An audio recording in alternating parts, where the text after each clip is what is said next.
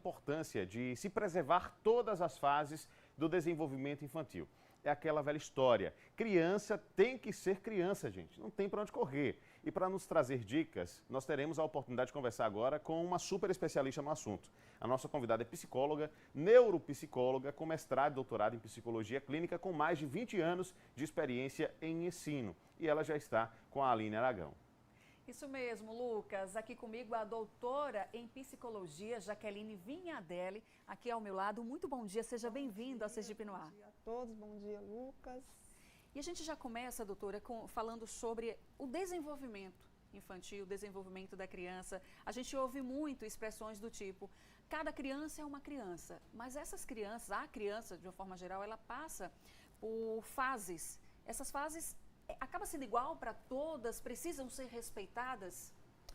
Nós temos que entender o sujeito como único. Existe uma subjetividade. Porém, nós somos seres biológicos. Então, a ciência, desde 2004, está estudando profundamente os marcos do desenvolvimento. Então, hoje nós temos os marcos baseados em evidências para a vigilância do desenvolvimento infantil. Qual a importância disso? Para que os pais observem se há atrasos significativos no desenvolvimento da criança, ou atrasos sutis também. Então, nós temos o marco socioemocional, o marco motor, o marco da linguagem e da comunicação e o marco da cognição.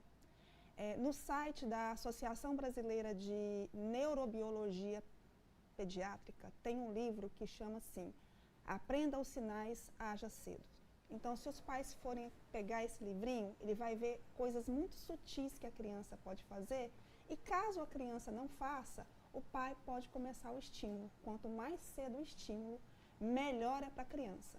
Então, respondendo à sua pergunta inicial, cada criança é única, mas não. A criança não tem o seu tempo. Ela é biologicamente programada para desenvolver alguns comportamentos, porque nós somos seres biológicos. E aí a senhora traz uma questão bem importante que a gente ouve muito no dia a dia. Ah, a criança tem o tempo dela, cada um tem seu tempo, vamos esperar. Não, ele não tem 2 anos, mas ele ainda não fala. Não, mas cada criança tem o tempo, vai chegar a hora dele. Então, é preciso ficar atento a esse comportamento para acender o alerta se algo está errado e procurar logo um especialista. Eu vou pincelar rapidinho para a gente entender como que, enquanto sociedade, nós estamos. O marco do desenvolvimento, ele nasce numa cartilha bonitinha em 2004, com o incentivo do governo americano, com a Sociedade Americana de Pediatria, porque eles observavam os dados epidemiológicos e observaram que as crianças americanas estavam tendo atraso no desenvolvimento. Então, eles estudam, formam um artigo científico e cataloga para nós, profissionais de saúde, ficar mais fácil a evidência da criança. Em 2019, eles discutem novamente esse marco. E o que eles descobrem? Que o primeiro marco tinha uma atitude expectante, que era o seguinte, se eu estou na mediana 50, espere, toda criança tem seu tempo, o tempo é dela. Só que o atraso continuava vingando. Então, o que eles observaram? Cai por terra isso. Se você observar qualquer coisinha na criança, o estímulo é cedo. Quanto melhor o estímulo, mais cognição, mais neurônio, mais ramificação. Um adulto que vai ter facilidade para aprender, que vai ter inserção no mercado de trabalho, que vai ter um desenvolvimento socioeconômico. Você entende a importância disso? Então, em 2019, cai por terra completamente. Não, cada criança não tem seu tempo. Cada criança, toda criança, ela é biologicamente programada. E quando a criança, ela excede o que está ali previsto pelo marco, por exemplo, a criança até a idade X, ela deve fazer isso, compreender aquilo. Quando a criança, antes disso, ela já já sabe fazer determinadas situações, já sabe falar frases completas numa idade que não é esperada. Isso é sinal de que algo também não está normal? Veja, o que a ciência traz é que a gente ainda não tem dados se o excesso de estimulação é benéfico ou não. A gente ainda não consegue mapear. Mas uma criança que ela é estimulada e que o ambiente é rico, ela vai ter a tendência de superar aquilo que está na faixa, porque, veja, é só esperado. A gente olha a população, faz um mapeamento e só aprende, olha, é só esperado, mas se você tem um ambiente rico, se você incentiva, se você conversa com a sua criança, se você estimula a sua criança, ela vai adquirir novos comportamentos porque os neurônios estão todos ramificados. Então, não é ruim, pelo contrário, é muito bom. Agora, um alerta é para aqueles pais que, às vezes, estimulam em excesso. A criança tem uma vida de adulta, natação, é comum, é escola. Então, assim, esse a gente não tem evidência ainda. Vamos deixar a criança ser criança? E vamos deixar um ambiente bem rico para ela? Vamos conversar, vamos estimular, vamos produzir neurônios, vamos produzir ramificações, mas dentro também daquela coisa, brincar é primordial. Então, vamos dar uma equilibrada, porque na nossa ânsia de fazer o melhor, às vezes a gente pode colocar essa criança como um pequeno adulto. E aí a gente vem na fala do Lucas, ele está doido para participar aqui, porque ele está ouvindo atentamente, que ele está pensando em ser pai, né? É um sonho do Lucas.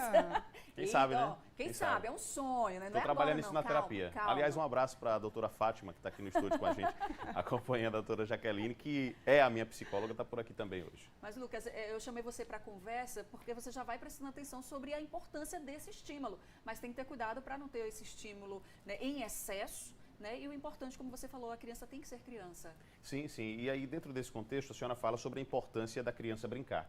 E eu acho que isso é muito importante, que a gente frise e deixe claro para quem está nos acompanhando, que brincar nem sempre por exemplo, nem sempre brincar está associada ao uso de tecnologia, né? Dos aparelhos tecnológicos. Como é que a gente faz, doutora, para poder dosar, né, esse uso dos equipamentos tecnológicos?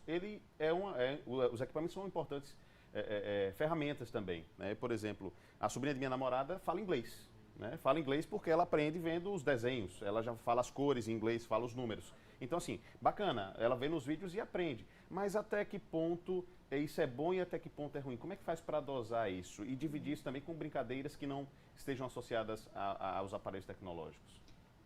Interessante essa pergunta, porque hoje a gente está numa questão muito emblemática no mundo agora, na questão da tecnologia. O que a melhor evidência científica aponta? Que até 2 anos, 3 anos de idade, 0 tela.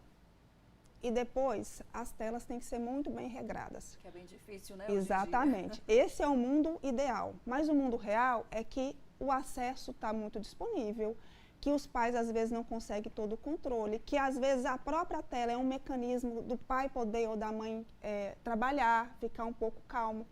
Então a dosagem é no seguinte: por mais que a criança seja estimulada a aprender o inglês, o cérebro interpreta depois de um certo tempo o uso como um processo automático. Então não há aquisição de comportamento e nem de inteligência. Então a criança, quando ela passa, você processou automaticamente, é igual dirigir o carro, você não gasta energia. Então, há de ser dosado, tanto para o adulto quanto para ser criança, a questão da tela. Mas também não há para ser tirado do zero, porque essa não é a realidade. O brincar, ele é essencial para o desenvolvimento humano e para o desenvolvimento da cognição. Todos os seres na natureza que têm uma cognição melhor, que são mais inteligentes, brincam. Brincar é abstração, brincar é adquirir neurônio, é adquirir comportamento.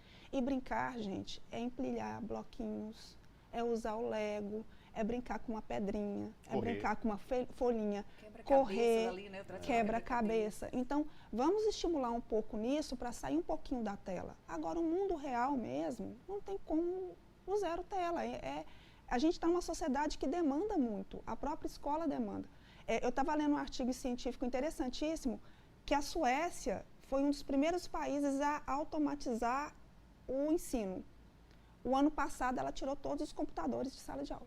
Nossa. Porque percebeu que a cognição não estava adquirindo, a criança não estava chegando nos marcos esperados, porque a tela, ela automatiza o processo. Então, vamos tentar um equilíbrio, eu acho que dá certo com o equilíbrio. É como a minha experiência, né? Eu sou mãe de 2 crianças, uma de 10, uma de 4, e assim, não é fácil, né?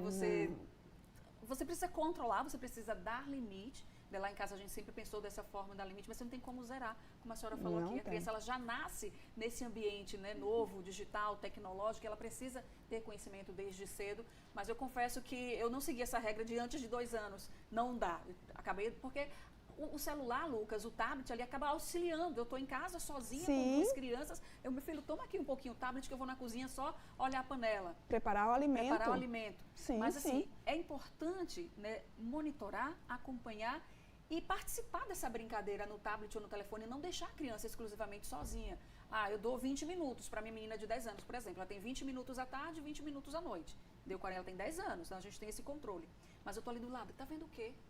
Porque é bom ter esse acompanhamento, não deixar a criança sozinha nesse ambiente que é saudável, tem muito aprendizado, mas tem muita coisa ruim também. Com um clique. Com um clique. Essa que é a questão. A gente tem que ficar atento que tudo está a um clique. O mundo real é esse que a gente precisa, às vezes, a própria tela ser uma questão da própria babá da criança, porque nós temos 3 turnos, 4 turnos de trabalho. O mundo ideal é que fosse 0. Então, cabe ao pai e à família equilibrar no mundo dele, no mundo real. Mas percebendo assim, que quanto menos tela, melhor para o desenvolvimento. Então, às vezes, quando você está lá fazendo seu alimento, chama a criança para participar. Mas ela vai ser perigo. Se você estiver acompanhando, não é. Então, chama ela para lavar a verdura, ali já é estímulo. Eles adoram. Adora participar. Chama ela para olhar, olha como é que a mamãe prepara o alho, prepara o arroz. A criança calma, a criança se sente acolhida, a criança se sente protegida, a criança se sente inserida e a criança entende que os pais estão ali o tempo todo dando segurança para ela. Então, às vezes, de você deixar um pouquinho lá na tela, convida. Lá em casa eles amam quebrar ovos. É. Mãe tem ovos, eu vou quebrar. E vai Mas o botar a Arthur, panela se do deixar, lado. quebra na sua cabeça, quebra não. Quebra no chão, a festa dele é invadir a cozinha da avó, se ela deixar os ovos em cima assim, da bancada e sair jogando na casa. É uma festa, então tem que esconder os ovos dele. Ele tem uma predileção. Ele gosta de ver o ovo quebrando no chão. Eu também gosto, é legal. Sim, carnaval lá em Simão Dias era ovo para tudo quanto é lado. É uma experiência legal, é bacana. Mas imagina a riqueza para a criança, ela quebrar um ovo. Farinha, vai para todo olha lado, o tanto de movimento de pinça que ela faz. Então, convidem. Então, assim, às vezes, você deixar a sua criança muito sozinha, convide, dialogue. Olha, o que você fez hoje? A gente está treinando o neurônio da fala, da escuta. O que foi de interessante? Sabe o que a mamãe fez hoje? A mamãe hoje levantou cedo, foi trabalhar. Isso tudo é estímulo, gente. Doutora, muito obrigada pela participação aqui. A gente queria ter um tempo extenso aqui conversando, porque o assunto é muito interessante, vai surgindo, ótimo. Né? Aqui muitas perguntas, mas infelizmente a gente precisa encerrar a nossa entrevista. Muito obrigada, volte sempre ao Obrigada a vocês e obrigada a todos que nos escutam. Muito bem, vamos seguir aqui com a informação. Tem mais informação chegando e olha só.